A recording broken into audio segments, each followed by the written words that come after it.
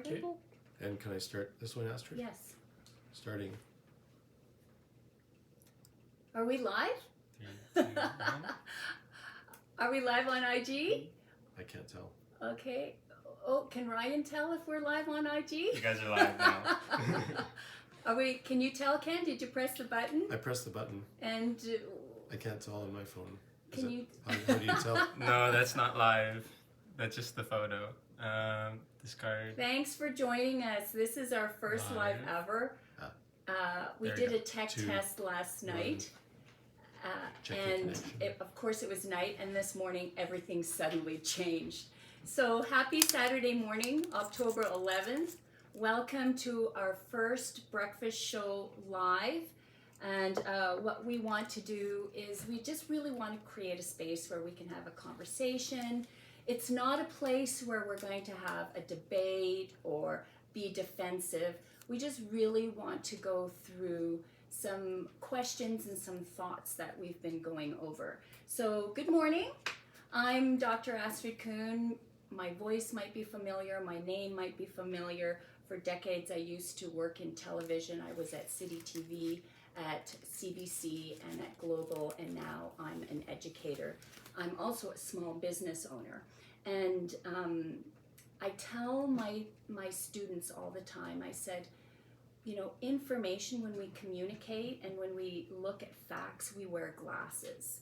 And when we wear those glasses, we see and experience things through a particular lens. And so today I really want to talk about what is the lens that you're wearing, and what is the lens Terry is wearing, and what is the lens Myke or Dave is wearing, and does it match you? Does it match you?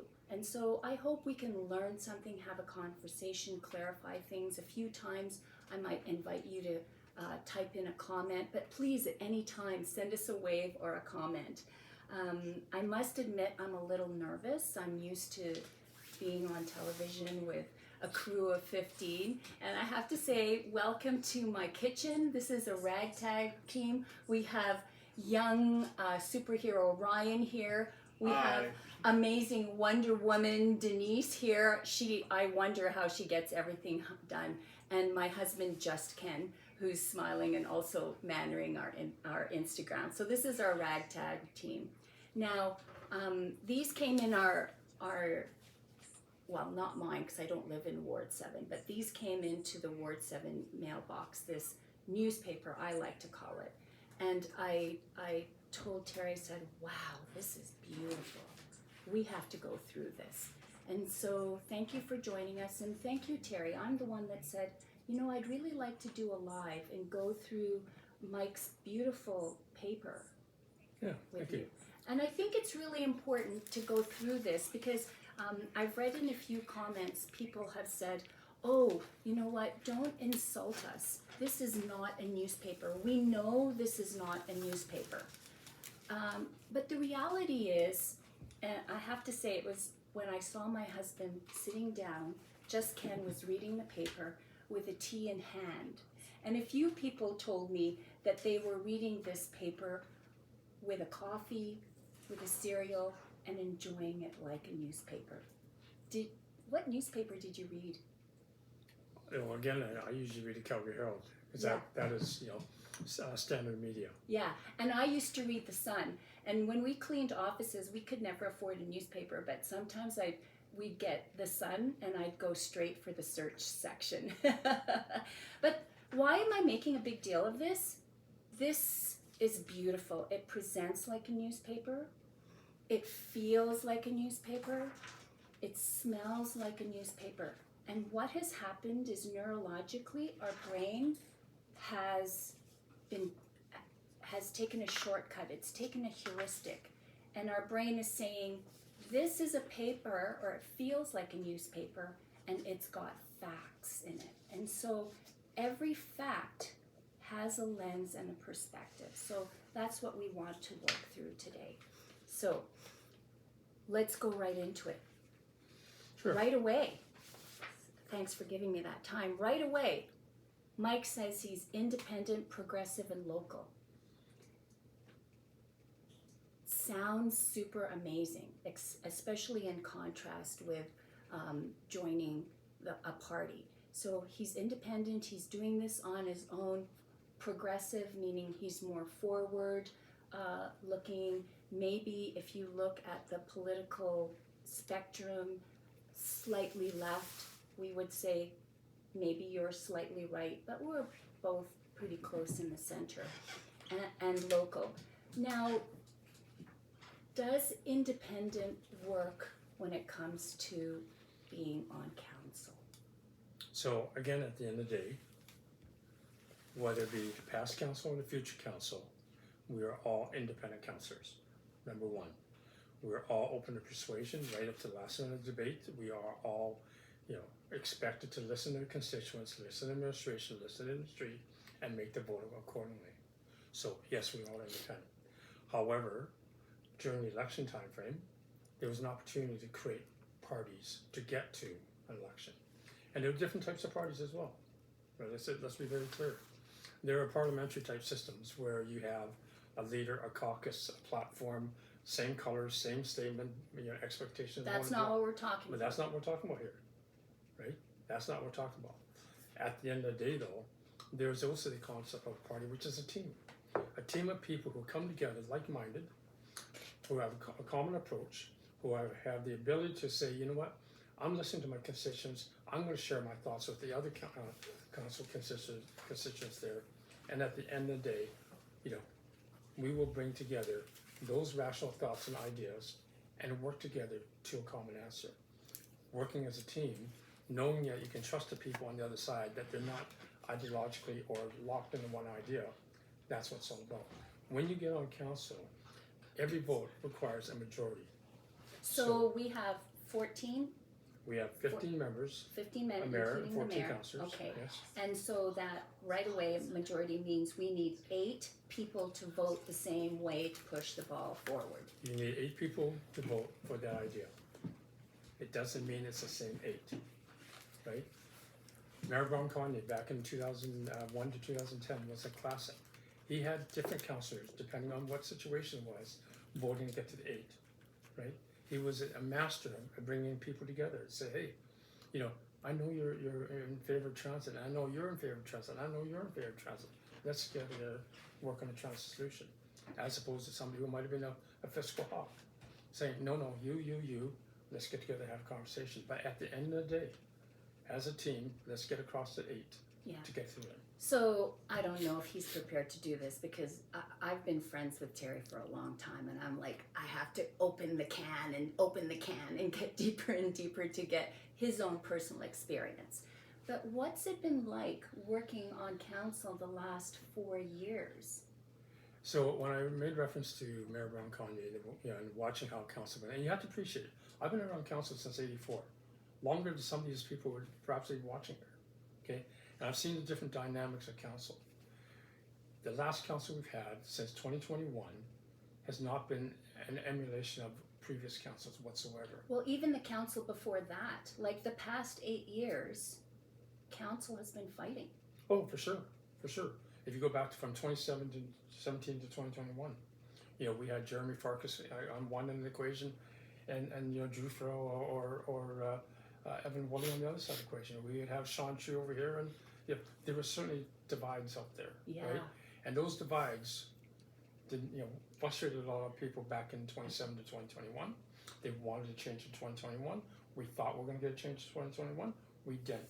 Instead, more importantly, I want to tell you, is right after the election, but before swearing-in ceremonies, I guarantee you that block was set. That cast was set, right? That was set by A voting block. And that held rigid all the way through. The independence of voting never existed. Yeah. The collaboration didn't exist, right? And that's the difficulty of a previous council. That's what frustrated me. Yeah. And so, even though I said, Terry, why did you join a team? Why did you join a party? It's going to totally polarize people. But you've realized that, it's really important to join a team because you're going to have each other's backs. More importantly, about building a team is knowing you've got like-minded people with a like-minded philosophy, with a backing of their communities and their constituents, that you can have that conversation, which is what the Municipal Government Act asks for. 15 independent people coming together, working collaboratively, working with respect, working with dignity to get to the right answer. It doesn't mean to say that we all are ideological or political or in a block. If you take a look at the picture in front of you, yes, if you take a look at the political spectrum, there are UCP guys, there are Liberal guys, there are NDP people on this group. But what's common, what binds us all together? Listen to people, be common sense, be rational, be responsible. That's it. Yeah. How did you find Community First? Or how did they find you? Well, again, it got back to the four incumbents on the team right now. Sonia Sharp, Audrey Chabot, Dan McLean, myself. We have been frustrated. We want better governance going forward. We had that conversation about what would it take. So we established a core principle, right? Constituents, community first, councilors acting independently when it comes to decision. That is it. If you take a look at the website, there's nothing, or there's no platform, there's no virtues, nothing. There's nothing. That is it. I've heard you. I'm like, well, what's the stance on Communities First on this? And he's like, no, there's no stance. It's like what I've heard from my constituents. I'm like, well, what colors do you use? What logo? What's your branding? He's like, oh, I just use my own branding.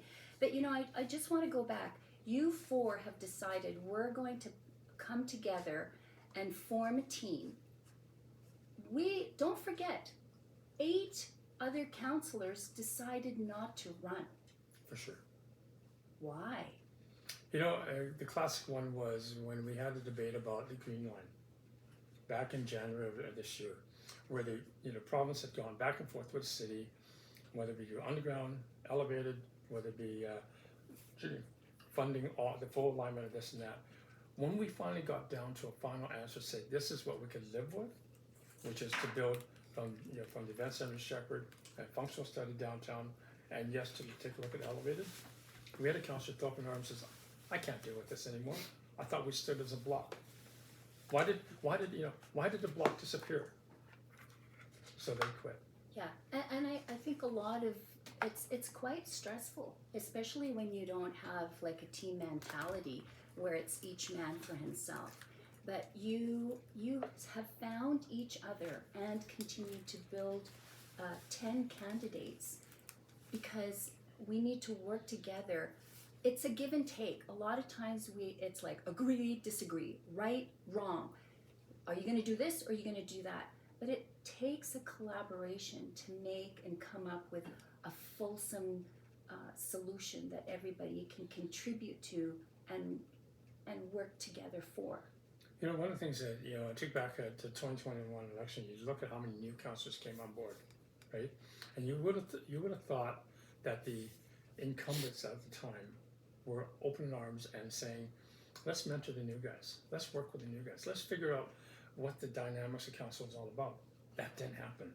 It's missing. And this council, when you take a look at the four in front, myself, Sonia, Andre, Dan, we come from different spectrums. But our focus is, let's mentor the new ones on what it means to be true councillors.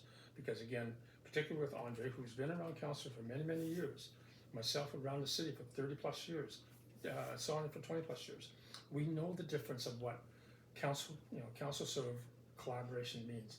We know what it means to work with administration, who's leading the ship, as opposed to who's being led down the lane. We want to be sure that our incumbents are not, zoned into something because somebody led them down the lane, as opposed to saying, no, open your ears, have the conversation, debate, and then vote. And that's reality. Like I hear some people say, you know what, I am not going to vote on anybody that was ever on this council. Everyone on this council should get out. And I think, wow, that is scary. That is dangerous. Because if we have completely all new councillors, it's going to take them 2 years to figure out who's who, what the policies are, who's got the authority, what the SOPs are. It's going to take them, they're not going to be able to do anything. But as you mentioned, you guys are seasoned, not skeptical, but seasoned. One of the things that councillors are going to have to realize right up front, after election swearing in on October 29th, you're going to be thrown into the pit right away to approve a budget for 2026. Right away. Okay, a $4.7 billion budget, plus capital, plus funding from utilities, plus funding from senior levels government. You can be thrown in the pit right away. And guess what? Administration is going to tell you what to do. Okay? The question then becomes, if you've heard from your constituents, this is their priority, how do you think you can get it through in a very expedient sort of budget process, unless you've got wise councillors who've been there before and said, this is how you make an amendment, this is how you work in the procedure, right? That's what it's all about. Having the understanding and knowledge of how to navigate the system, navigate the process, staying on the line, and at the end of the day, doing what's right for Calgarians, which is getting that 8+ majority vote. Yeah, and so, when I read this independent, it's very noble, but the challenges are enormous. So I would like to go on because we only have an hour and we want to respect your time. The main thing in this paper, and today we're going to go through the first 1 to 6 pages, and tomorrow we're going to go through pages 7 to 12. And they're beautifully laid out and the information is clear. His perspective is very clear. So great job, Myke. I like credit where credit is due. This is a professional and beautiful paper. And so one of the first themes that really comes across in Myke's work, I think this is Myke's work, in Myke's work is that he believes repealing citywide rezoning would hurt Ward 7. And so that's based on a particular ideal, that Myke's ideal is blanket rezoning equals equity and fairness. And that word equity and fairness appears 12 times in the first 6 pages. So for those of you that really value that, Myke's your guy. Like if you want to spread out the love and spread out the responsibility, Myke is your guy. But for some of us who don't like equity and fairness, because we have diverse thoughts, we have diverse feelings, we have diverse backgrounds, we have diverse desires, that's challenging. Mm-hmm. Yeah, when you take the word equity and fairness, we ask ourselves the question, what is it, the city government's responsible for doing? And that's ensuring that there's a fair process, there's a fair valuation, there's a fair permit, there's everything's fair, so that no one group is benefiting differently than the other, no biases, right? When you get the word equity, we talk equity, equitable, equal, right? At the end of the day, what is it we're really talking about? And I'll tell you this much: there's 2 things that when you get down to those words, equity, equitable, and equal, it's in the eyes of the beholder. It's in the person themselves, right? You talk to a young family who's looking for housing. There's a certain expectation of what they want, and the word is expectation. Similar, if you talk to a senior, there's a different expectation. Different expectation if you're a family or a single with a pet, somebody who wants a backyard. Everybody has a different expectation of what equitable means. Government cannot create equity. We create fairness so that society and the marketplace can deliver what you need. Right? Well, and it's funny for me because like in Ward 7, you have a very diverse community. And when you want to like smooth everything over and make it equitable, we lose a lot. So this is a question I have for our audience. If you live here, I don't live in Ward 7, but I live in a similar community. What made you first fall in love with your street? Was it the trees, the porches, the mixed neighborhoods, or the old houses and the beautiful new infills? Drop us a note and let us know what brought you to Ward 7. How long have you lived in Ward 7? So number one, I've been in Calgary since 1980. I've been in Ward 7 since 2015. However, being a manager of the city and bringing in market value assessment in 1999, I know the city is the back of my hand. I know in the most inner city community, established areas, suburban areas. I know the industrial downtown core. I know, what the heterogeneous fabric of Calgary is all about. So, not one community is the same. Each community has its own characteristics, qualities, history, heritage, culture. Each of them have its own asset, types and environmental basis, right? And when you ask the question, what is it people want? People want to live in a community that matches their lifestyle, their needs, right? Are there schools? Is it close to transit? Can they walk to work, drive to work? Is there bike lanes? These are things that people want, right? Not every community can be a cookie cutter approach.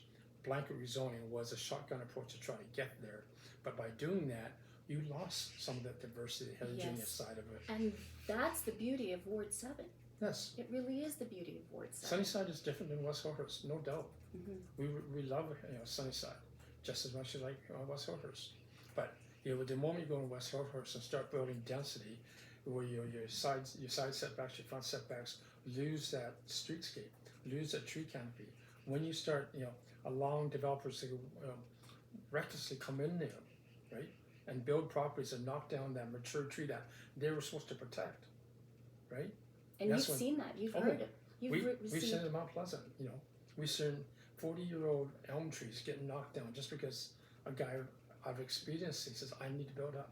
Yeah. I'll take you one more example if you don't mind. 24th Avenue, right? We just finished building, the city finished building an 8-story, building with a nice mural on the side of it. There's an excavation going beside it. That excavation, right? Excavation went straight to the guy's foundation line of the parkade. And what's above it? The walkway, beside it, falling into an excavation pit.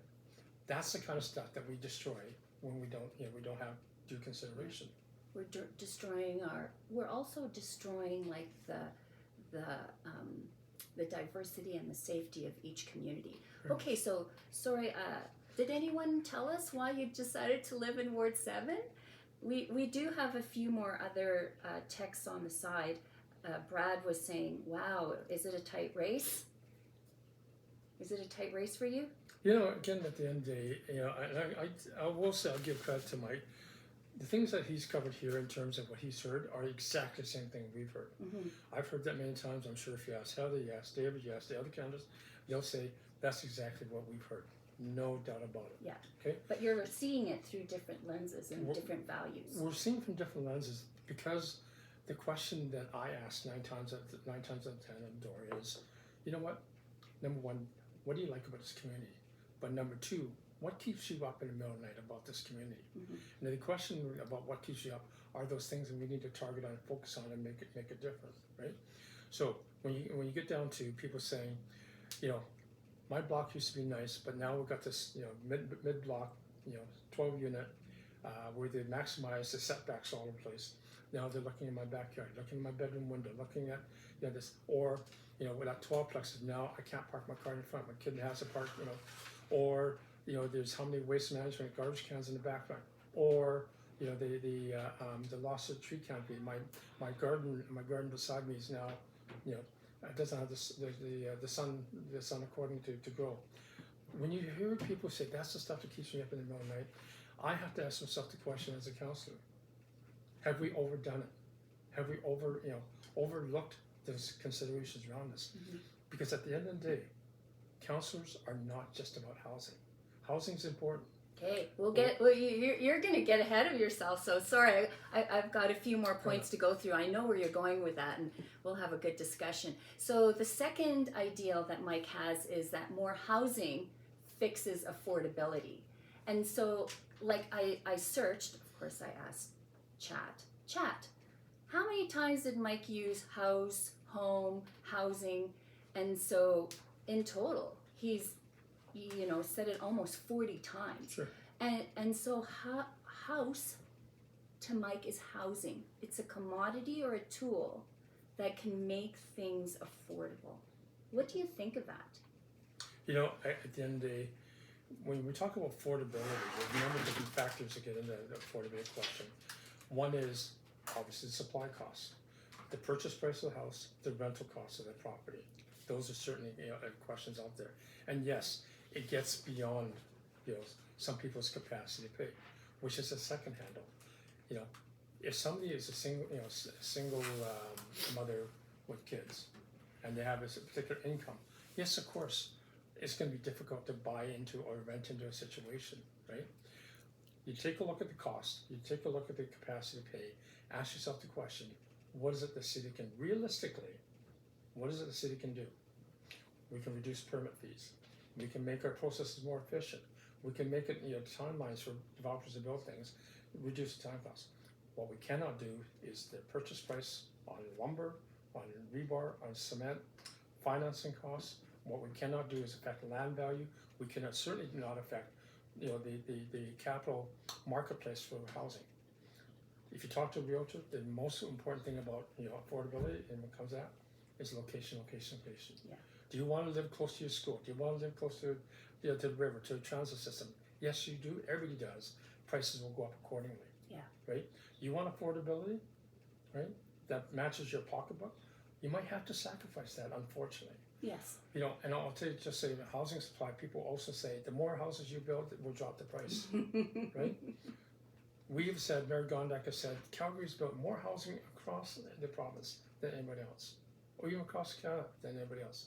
True, we have, but take a look where the housing is being built, on the edges, where master builders are going in, master planning, building hundreds of thousands of units at a time, as compared to what we could do in the inner city. Well, And that's that supply question, thereby dampening costs, is out there, not here. not here. And it's true that I've experienced it myself, and even just driving through some of all of your beautiful neighborhoods, 1950s, 60s bungalows that, just a few years ago went for $400,000 or $500,000 are now approaching $1 million, because builders are buying them and knowing that they could build for sure a 5-plex with federal financing, and going for 6, 8, and 12 plexes in the middle of a block or in the middle of a community. And so what does that mean? That means that you can't buy a house for less than $400,000 or $500,000 in Ward 7, and those builders are building homes that are pretty expensive or meant to be rented because they're owned by somebody who doesn't live in Calgary or by a corporation. Now, I have friends who have builders whom I love and adore, and I want to learn from them, but they're not building these huge monstrosities that are coming up and forcing people into that we consider affordable housing. It's not. One of the things I will say is that when the federal government, CMHC, created the opportunity to get funding whereby you put 5% down, we'll give you money to build, right? At the end of the day, you're right. These are not you and I one-off going to do these. These are corporate entities, let's say investment blocks doing this sort of thing. Yeah. And you're right. What do they want? Quick in, quick out, get my money, profit, I'm out of here. Mm-hmm. One of the other things I want to say about the housing choices. When I moved into my community, I bought a 1954 bungalow, and it was renovated in '86. I did some renovation in 2015, but the renovations I did was to be able to add a secondary basement suite, okay, and that added more supply. Now I know that Myke has said he's also got a bungalow that suits his needs, his family. If you ask the fundamental question, bungalows. Go ahead. 2 stories, duplexes. Are they the wrong types of housing stock? No. Myke bought one. I bought one. I converted a secondary suite. There's people in Banff Trail converted into secondary suites, student suites. That is the way to go. Yeah. Now, having said that, though, most recently when I was walking through Mount Pleasant, door knocking there, I came across a gentleman, him and his partner, living there. How do you like your new 3-story walk-up? It was fine for us. This is great. And by the way, are you married yet? No, not yet. I presume therefore you don't have kids. Oh no. But when we do, we're out of here. Well, why is that? Because my partner's already said, I'll be down if I'm in the kitchen, the main level, and the baby's 3 floors up, and I have to run up and down. Or if I have to carry the baby down, that. Similarly, somebody myself, 66 years old, I might want to buy them today, But 5 years from now, my knees ain't gonna do it. My back ain't gonna do it. I'm not walking up and down those stairs.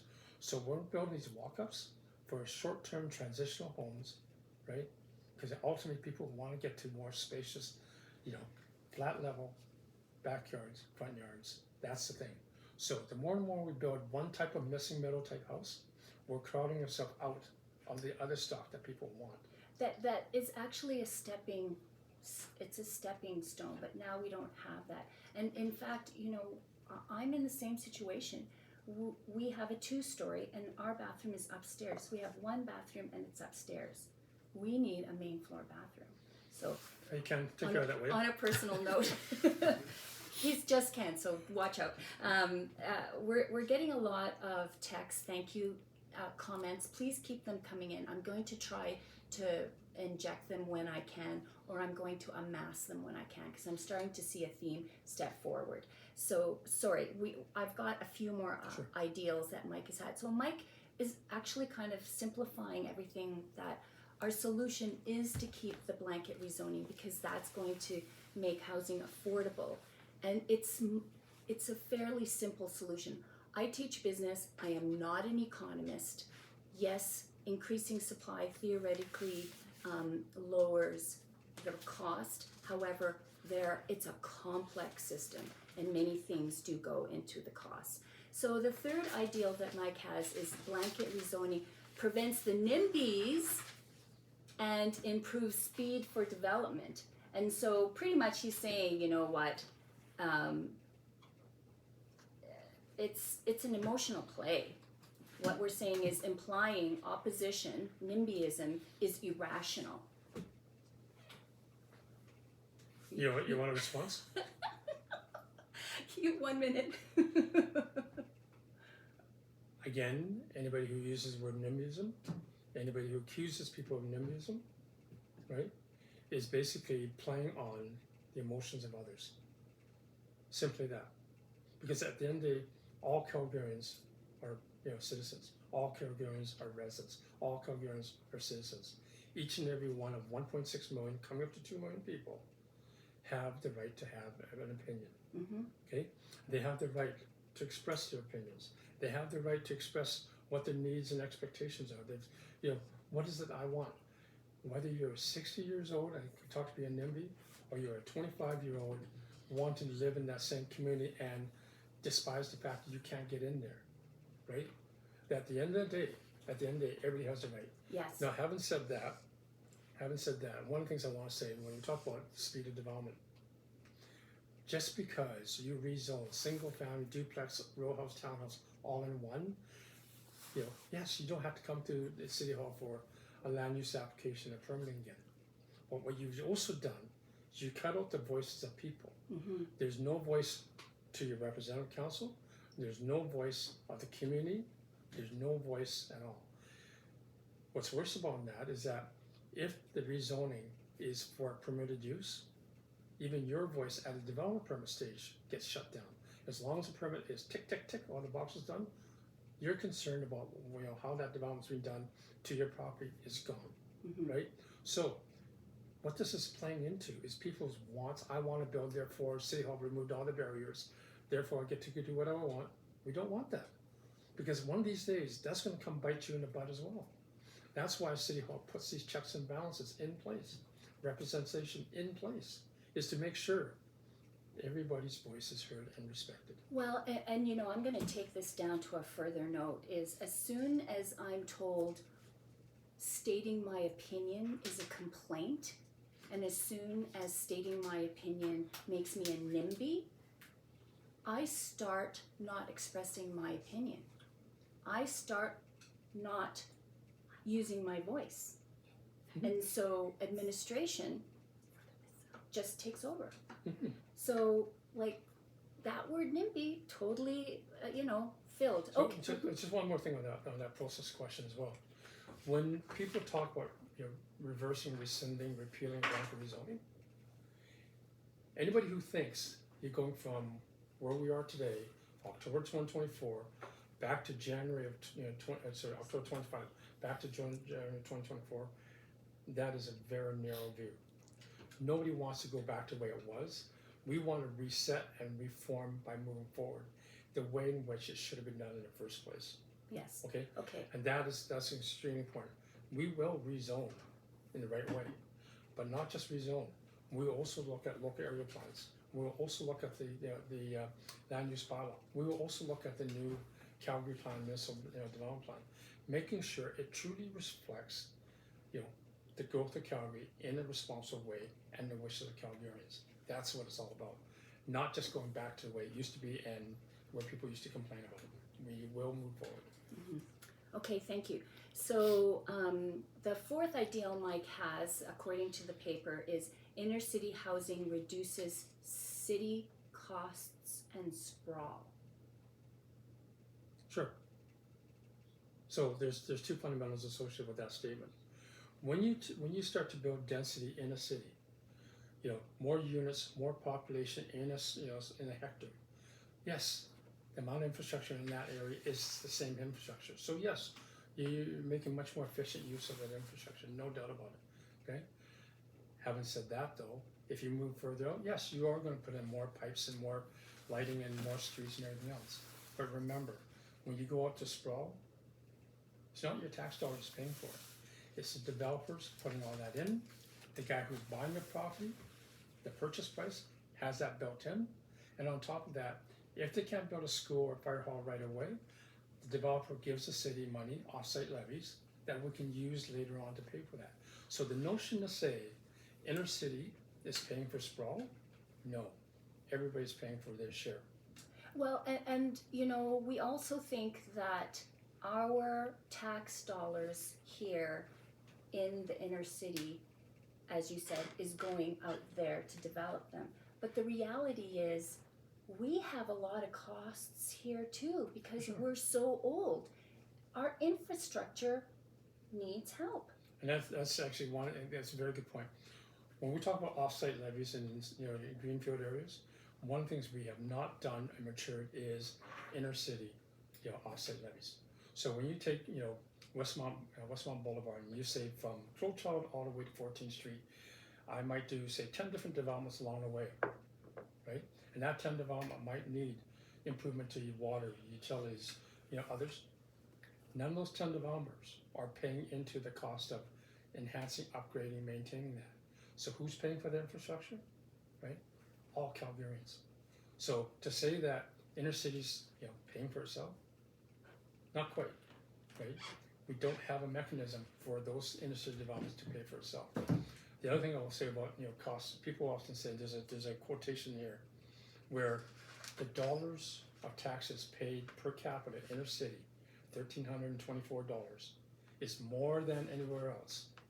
Okay. Oh, you're getting ahead of yourself. This is on page 7. We're going to talk about page 7 tomorrow. So I'll just give you a little tease for page 7, but we got to move on to the next one. Okay. Yeah. My only comment about that is you've got to look at both the denominator and the numerator and what is those numbers do to give you that number you're talking about.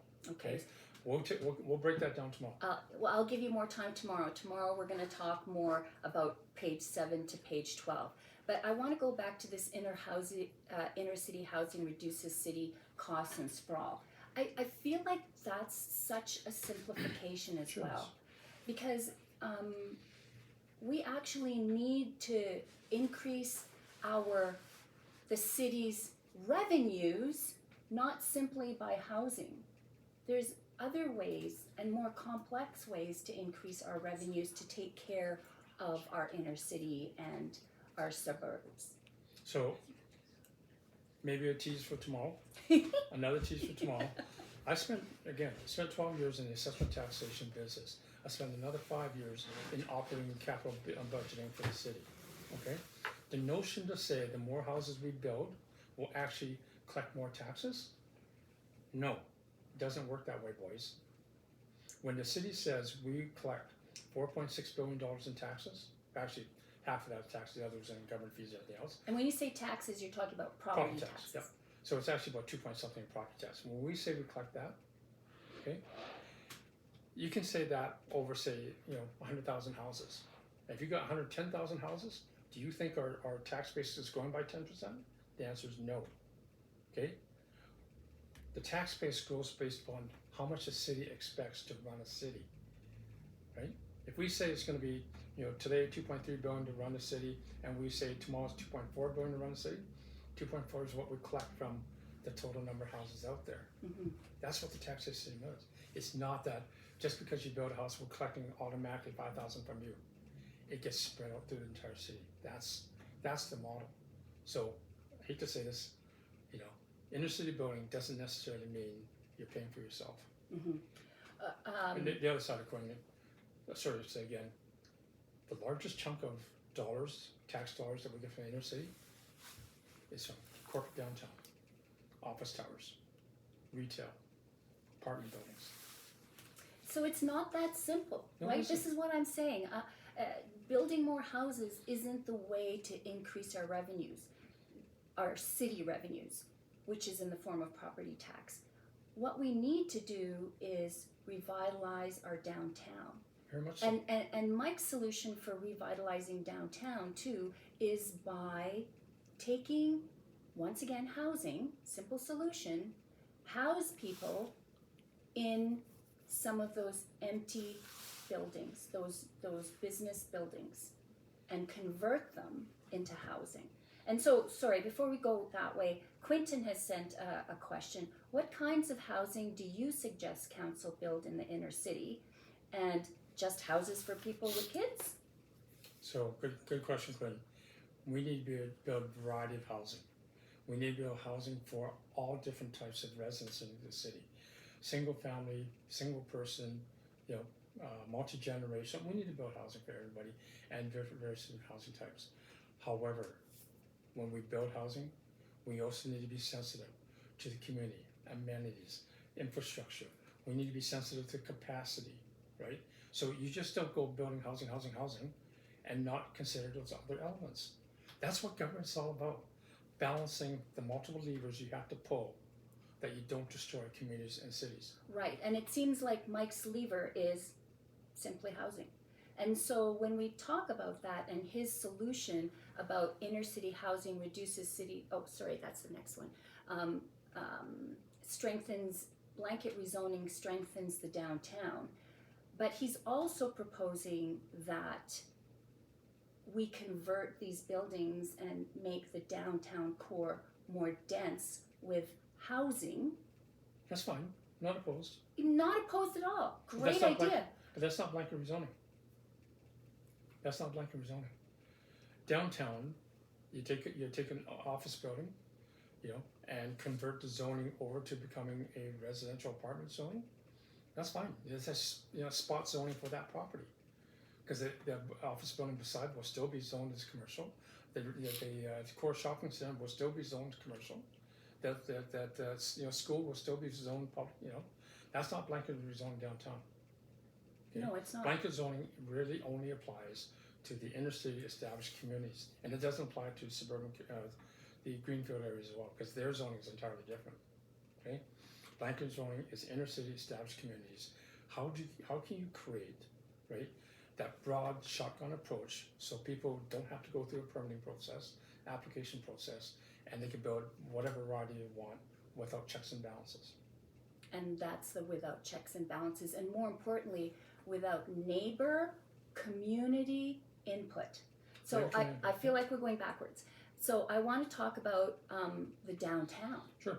So yes, our revenue, or the city's revenue, is predominantly property taxes, right? Half. But there's other ways to increase the revenue. Sure. And it's about revitalizing the downtown. Well, What can you do about that? So revitalizing downtown, all it does is increases property values, commercial property values, thereby at a different tax rate you get more dollars for more taxes for the dollar, right? But it still factors into, if the city only needs $2.4 billion to run the city, that tax dollars, instead of being paid by the resident, is now being paid by the commercial. Okay, and so I feel like I heard you. I didn't get a chance to talk to Terry about this before, and I will confess I was probably eavesdropping. but I feel like I heard you say something about it's important to get people back working in downtown. Sure, and that's an entirely different sort of, outcome. And what I mean by that, when we talk about downtown, we want to revitalize the downtown as a place to live, work, play, invest, educate, and have fun. That's what it's all about. You want a dynamic downtown. You want a vibrant downtown. You want a downtown that is, I hate to say this, Disneyland. Clean and safe, must-visit destination, a great experience. If you have that core, people around the world will look at Calgary and say, I want to be there. I want to visit. I want to move there. I want to have a job there. I want to revitalize the downtown core. Not just downtown, but everything else about it. But people often look at that downtown as that jewel in the eyes of the city. That's what we need. When you revitalize it well, you get better social constructs in the downtown. Okay, sorry, let me go back to revitalize, because I feel like Mike's answer to revitalizing it is giving people more housing in the downtown core. But it's what you're saying is there's more levers to that. For sure. And so revitalizing for you means? So once again, creating places for jobs, creating places for businesses to create jobs, creating places where people can recreate. Sorry, I lost you on that. You got a little bit of a mumble there. Creating jobs. Places where people can create businesses. So when you say jobs, you're talking corporate probably, No. and when you're talking businesses, small business or like Any kind of job, small businesses, companies, government sector, arts and culture, commercial retail, many types of jobs. We have a great downtown core in terms of properties for which that can be done. especially our high-rise buildings, our big corporate buildings. There's a lot of potential out there, right? When you think about the fact that we have, notionally 27% vacancy in offices, Office the real vacancy. number is closer to 38%, Much. simply because companies are still holding leases for which the floors are empty. Mhm. So when you think about, okay, so what's that mean? What can we do to do something different? Can we repurpose an office to be a school? We just did that, right? We took what used to be the Nexon building, University of Calgary is now moving into 8 floors associated with that. Across from the other campus have 8th and 8th. I've been entertaining questions on the University of Lethbridge. Can we move up here? Okay? I've been entertaining questions from other charter schools even. From grades 1 to 12. Can we put schools in there? I've been entertaining questions about can we convert this building into an art space, right? The Grand Theatre is an example. When the Grand Theatre was having trouble trying to establish a place, I went to talk to Allied REIT in Toronto and said, hey guys, you occupy the office above, find a way to make the Grand Theatre stay. We've got a viable option for the Grand Theatre now. Mhm. We had a conversation the other day about what can we do about 8th Avenue, west of 5th Avenue there. Well, we've got the Barron building being redeveloped with an anchor restaurant there, right? But not just that. We now open the opportunity to go down to the Global Theatre and everything due west of that, right? That's the kind of revitalization we need to do. It's not just about housing. Right. It really is important, because if we're going to fill or populate the downtown core with housing, because it's people that really make the place, we have to have all the amenities, we have to have all the arts and culture and sports and energy that's there. And so another thing when it comes to the downtown is safety. For sure. And a lot of times when it comes to safety, it is our hands are tied municipally. A lot of that responsibility goes to the province and to the feds. And so there's something about being able to work with the province and the feds as opposed to having this mindset of fighting and not working with them. Could you help me out on that? Sure.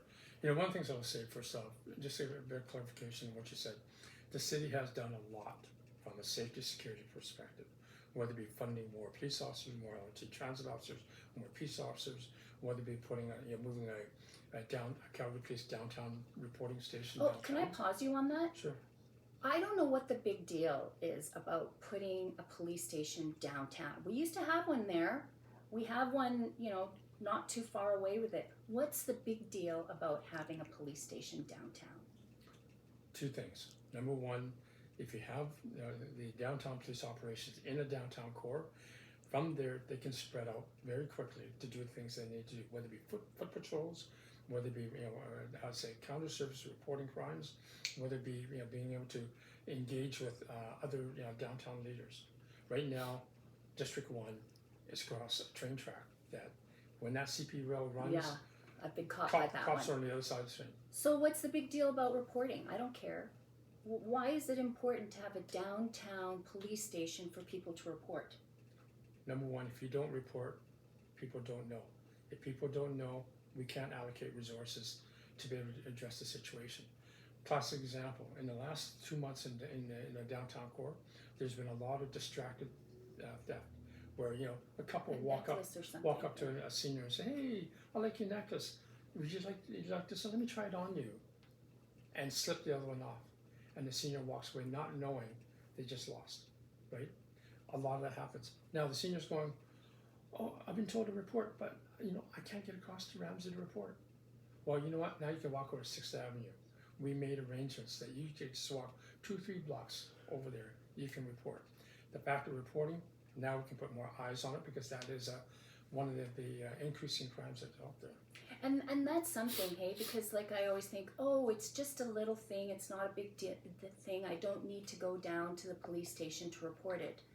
That has ramifications. It's important that we report things because it's reported, and therefore our resources and our money will be put where they're needed. If it's not reported, we're not going to get the resources or the money. So as a member of the Calgary Police Commission, when the chief comes forward and says, "I need money to do this versus money to do that," I mean, yet there's only a fixed dollar to be allocated.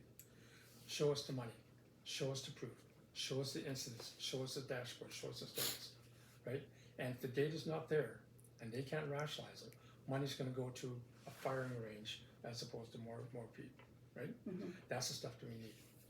And of course, the police commission then has to say to council, and council's sitting there going, "Well, you know what? I live down in Ward 14, and Ward 14 has this problem. And why you allocating more resources to District 1 downtown? The stats aren't there, but I could tell you." Right. That's the stuff. And that's really where we feel it. For Not sure. only do we feel it downtown, we feel it, we smell it. Like it's a visceral emotion. Definitely is. No Calgarian, whether you're in way down in the south in Ward 14 or downtown in Ward 7, right? Nobody should feel that you're being treated differently in any type of municipal service. Mm-hmm. Simple as that. Okay. So just looking at the first 6 pages, we found that these are the ideas, the ideals that Myke has in writing his papers in this newspaper. If you value those and you agree with those ideals, Myke is your guy. But if there's something inside of you that's like, those are good ideas, but they don't really hit with me, these are the questions I'd like to ask yourself. Is who's in control with this approach? Is it the government that's in control? Or is it going to be me that's in control, that I can decide where I want to live, how I want to live, that I could use my voice? If you want more government administration to be in control, Myke's your guy. 2, where will the costs fall? And when we talk about costs, we're talking about money, but we're also talking about like peace of mind. What are the things that you have to give up for Myke's plan or for what Terry's going to talk about? And then the last thing I want us to ask ourselves is, what does home mean to Myke? And what does home mean to you? Is your home simply a commodity? Is your home simply an economic lever that could relieve financial and social pressures? Or is it a place where you belong? a place where you can rest, a place that reflects the diversity of who you are and who your family and friends are. So these are the questions that I'd like for you to invite. Can I answer a couple of those for you? Go for it. So when we talk about who's in control, and Astrid, you said, if you believe in Mike's in control, Well, Right. government. government or Mike's in control, right? At the end of the day, who's in control should be our listeners. They should be the one in control. They should be in control of the representative that can then control government. That should be the number one. In doing that though, day one, if you don't know what you're doing and you're trying to figure out, where the washrooms are, procedure, bylaw, this and that, You're not. government will dictate you. If you haven't seen it already, the first 3 months of City Hall, government is setting councils up for all of these indoctrinations, orientations they call it. But it's really telling you this is how we do things. This is how we do things. Now, if your mind is like this, your mind is going to be like this, because that's all we want you to focus on. That's You true. want, to be in control, but you want to know your representative in there knows the difference between this and how to get it back to here. That's what you're looking for. So it doesn't matter if it's Mike, Heather, David, or anybody else. You want to know that the person knows what the hell they're talking about. You want to take a look at the last 4 years, 98% attendance record of all council committee meetings, right? I've seen David there. Thank you, David, for being there, right? But the only time I've seen the others in there were to complain about something they want, as opposed to looking at the realities of how you run City Hall. Your second question, where did the costs fall? There are ways to find savings within the budget without cutting frontline services. That's the challenge, because a lot of times we think, oh, we're going to save money. That means we're going to take away and people are going to suffer. Take away from programs. But you're saying we can find the efficiencies. Once again, this guy who spent 4 or 5 years doing corporate business planning budget across the entire city, looking at capital, a guy who tried to sell NMAX and knows exactly what the regulated rates are and what the dividends are and what we can possibly get from them, or the virtues of creating our own water utility as an example. That's the kind of stuff where you can find dollars to pay for the services you want. It doesn't take somebody. It takes somebody who has those years of experience, not just me, the team of people who have been there, done it. That's what you want. People who know where to look under the covers to find the savings. Okay? Last thing, what does home mean? Home is a lot different than house. A lot different house. Your idea of a home, how you and Ken live, how Ryan and his family live, how I live, our idea of a home suits what our idea of housing suits what our idea of home is. Okay? The one thing I'll say, last thing on that point, some people may remember former Alderman Dale Hodges, 30 plus years in council, left council because of ailments. He moved into a multi-story condominium building in a mechanized wheelchair. He thought that was great, single level getting around. It didn't suit his needs. He had to move out. He moved into Varsity, took a bungalow, renovated the house, widened doors, lower countertops, everything was done for him. When I went to see him before he died, he said, Terry, save the bungalows, because the seniors are going to need the bungalows. Accessible, people with accessibility challenges won't need the bungalows. They also want the spacious backyards to enjoy nature and the environment. Yeah. We cannot be losing the fabric of communities just because we want housing. Mm-hmm. And that's really why we ended with this, with home. Home is the dream, right? It's the dream that you work for, millions of dollars spent on decorating it to make it a place of comfort and peace, but also of beauty to reflect your personality. It is not a simple commodity or tool. So I just want to close with thank you for staying with us for an hour. We have so much to talk about, and we've received a number, and I'm not ignoring you. So I'm just going to take a few minutes to recap a number of these comments that we've received about the party system. The party system isn't a system. We were just given the ability to form parties, hopefully to simplify and give people a shortcut to say, oh, this person is more likely to lean my way, or this person is more likely to lean this way. But more importantly, as I challenged Terry in the beginning, and now, like, I get it. We need a team mentality of people who work in collaboration instead of fighting. So yes, sorry, I don't want to take away from you, and so correct me if I'm wrong, but Terry joined a party. He joined a team of people who will push the ball forward together, because we need 8 people to vote. Now, some of you are saying, well, is he a party member or is he independent? He's a team player, but your voice in your ward matters the most to Terry. Your community comes first. Your community comes first. And like I said before, the did I mention that example? Please go to our YouTube, go to our Instagram, go to our Facebook. It's Terry Wong for Ward 7, and you will see the very clear example of Terry not towing the party line, because there's no party line to tow, and he did not get disciplined by a party whip, because there is no party whip and there are no party policies. Terry is part of the team of Communities First, supported by another 9 candidates who are like-minded. He's part of the team, but he's putting your communities first. There is no party line. Can I just have one more comment? Astrid, you started with this, and you started with the word independent, progressive, local.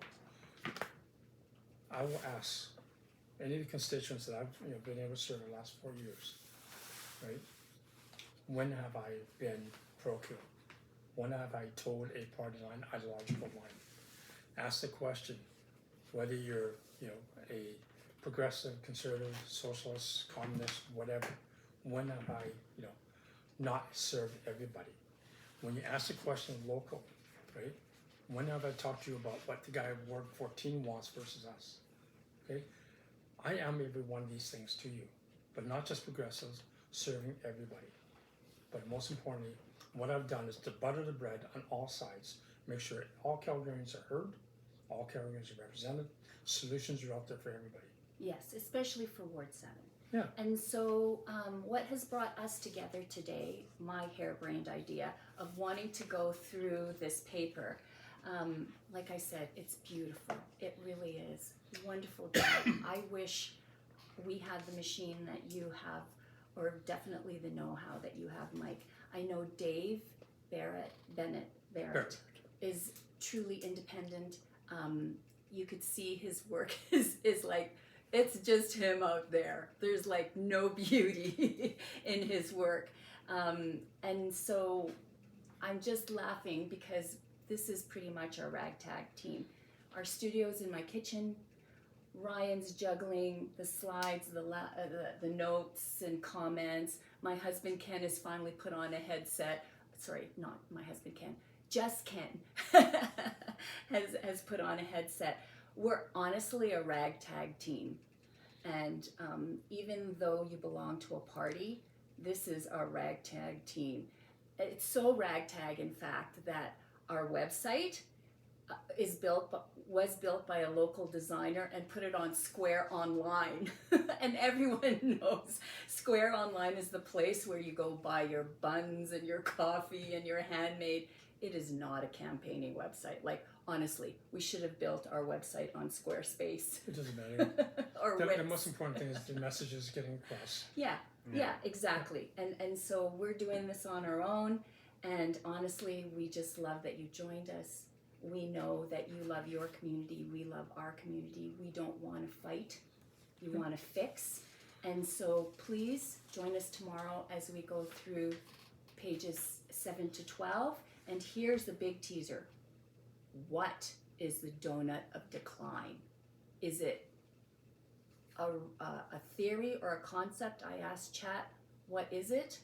Is this Myke's thing? We'll learn more about that tomorrow. Join us Sunday at Terry Wong 4 Ward 7 on Facebook, YouTube, or Instagram, or go on to our website, Terry Wong. Why do I keep saying our? It's not our, it's yours. terrywong.ca. We'll see you tomorrow at 11 o'clock. Thank you for this time together. You gotta pull your ear. Oh, thank you. Thanks, you guys.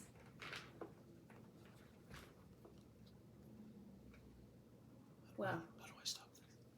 you press the top X. See, that's how we don't know what we're doing. Good.